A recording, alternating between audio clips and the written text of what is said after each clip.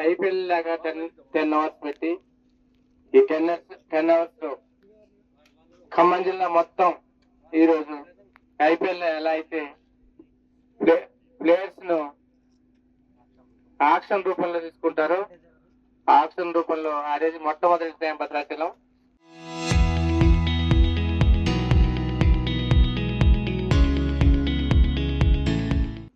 మన దురదృష్టకరం ఏంటంటే ఈ గ్రౌండ్ ఆంధ్రాలో ఉంది, మన భద్రాచలంలో ఉందంటే బ్రహ్మాండంగా ఉండేది. నెక్స్ట్ టైం మన భద్రాచలంలో ఆడతాం, ఖచ్చితంగా భద్రాచలంలో ఆడతాం. మీ అందరికి all the best, congrats. Winners అన్నట్టు కూడా విన్నర్స్ ఉంటారు, రన్నర్స్ ఉంటారు, ఏమీ బాధపడద్దు, బ్రహ్మాండంగా ఆడాలి. త్రిశాలేగా మనం దీంట్లో పొంగటి త్రిశాలేగా ఎవరు ఒకరు ఇంటర్నేషనల్కి వెళ్ళాలి మనం.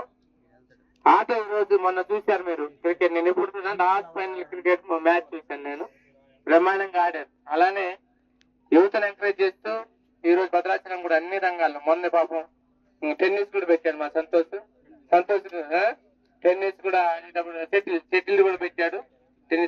షటిల్ కూడా నన్ను నేను హైదరాబాద్ చూస్తారు ఖచ్చితంగా రావాలన్నమాట వచ్చాను.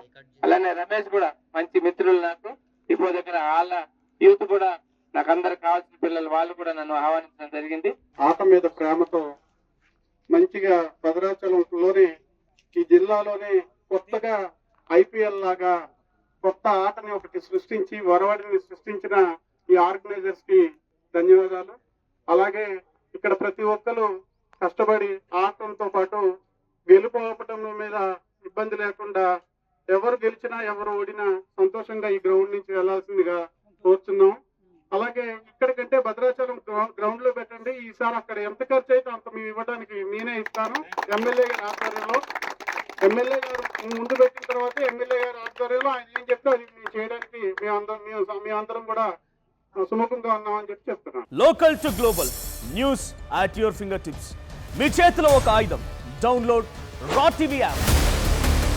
Media legend Ravi Prakash is back.